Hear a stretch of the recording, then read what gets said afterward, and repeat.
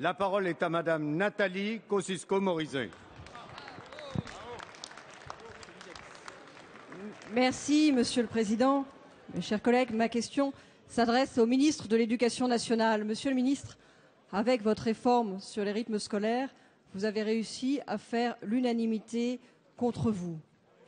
Pourtant, c'était la réforme qu'on ne devait pas rater, puisque c'est la capacité d'apprentissage et même la santé de nos enfants qui est en jeu.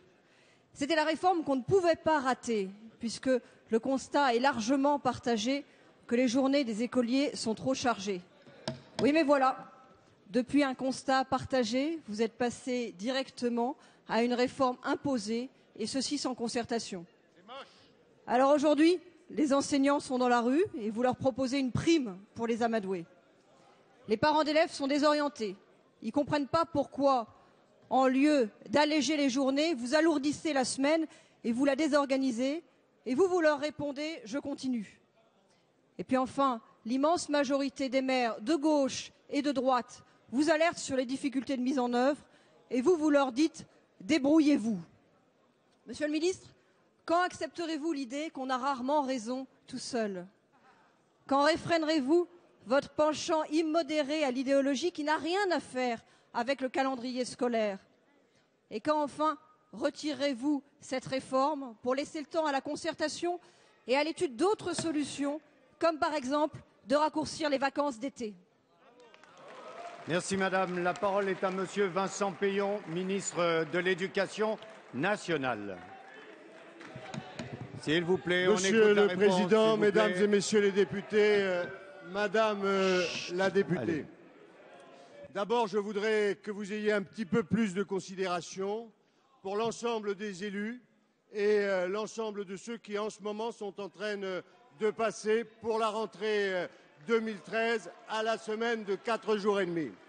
Je voudrais aussi que vous ayez un peu plus de considération pour vous-même, puisque en faisant cette réforme, nous appliquons une préconisation qui est y compris la vôtre.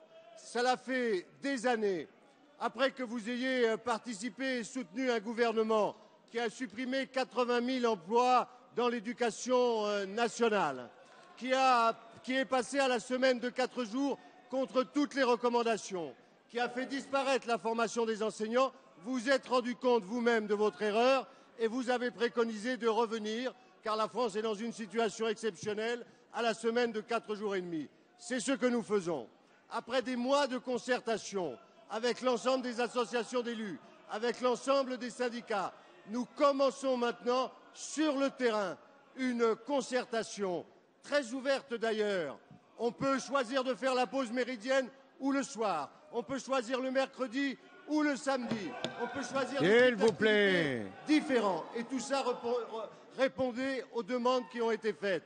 Vous essayez, madame, c'est la première fois qu'on vous entend parler d'école, vous essayez d'instrumentaliser ce débat pour une raison simple, c'est que vous êtes candidate à la mairie de Paris et que vous vous dites il y a un mouvement social, peut-être que plutôt de l'intérêt des enfants, mon intérêt personnel pourrait se servir de ce débat. Ça n'est pas faire honneur au débat démocratique.